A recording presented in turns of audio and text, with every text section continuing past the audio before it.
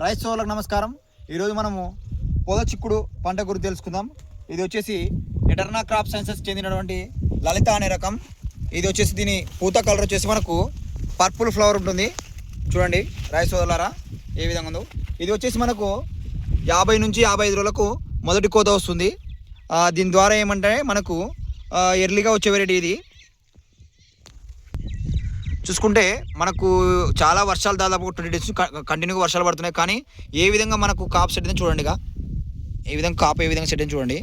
దీంట్లో వచ్చేసి 5 నుంచి 6 గింజలు ఉంటాయి. దాని ద్వారా ఏమంటే మనకు కాయ బరువు నాణ్యత పెరగడానికి అవకాశం ఉంటుంది. ఈ విధంగా దీంట్లో మన పొద చిక్కుల్లో మేజర్ సమస్య ఏంటంటే పూత ఫ్లవరింగ్ అనేది డ్రాపింగ్ అధికంగా ఉంటుంది. దాన్ని మనం కంట్రోల్ చేసుకుంటే మనకు అధిక దిగుబడిని తీసుకోవచ్చు. అదేవిధంగా ఇంకో సమస్య ఏంటంటే పురుగు సమస్య. పురుగు ఉధృతిని మనకంటే కాయని నాణ్యతని దెబ్బతీయడానికి ఆ పురుగు ప్రయత్నిస్తుంది. కాబట్టి ఆ పురుగును మనం కంట్రోల్ చేసుకుంటే మనకు అధిక దిగుబడి తీసుకోవడానికి అవకాశం ఉంటుంది. చూడండి ఏ విధంగా ఫ్లవరింగ్ రైతు అనేది మన ఫ్లవరింగ్ని ఏ విధంగా కాపాడుకుంటో తోట మొత్తం చూసుకుంటే కూడా ఫ్లవరింగ్ ఈ విధంగా ఉంది. చూసుకుంటే ఎకరాకు మనకు 6 నుంచి 8 కిలోల విత్తనాలు మోతాదు అవసరము. మనకు చూడండి ఫ్లవరింగ్ ఏ విధంగా ఉందో.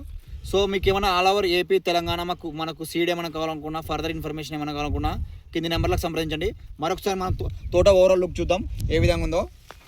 చాలా మనకు రైతు కూడా చాలా మెయింటైన్ చేసే బాగా నీట్ మెయింటైన్ చేయడం వల్ల పూత అనేది మనకు అలా నిలబడింది. దీంట్లో మేజర్ పూతనే సమస్య. మన గింజలు చూసుకోండి 1 2 3 4 5 నుంచి 6 గింజలు రావడానికి చాలా కంపెనీలో 4 అలా గింజలు సెట్ అవుతాయి. దాని ద్వారా ఏమంటే మనకు దిగుబడి తగ్గడానికి అవకాశం ఉంటుంది. కాబట్టి ఈ యొక్క లలిత అనే చిక్కుడు రకం వేసుకొని మీరు అధిక దిగుబడి పొందవలసిందిగా కోరుతున్నాము. ధన్యవాదములు.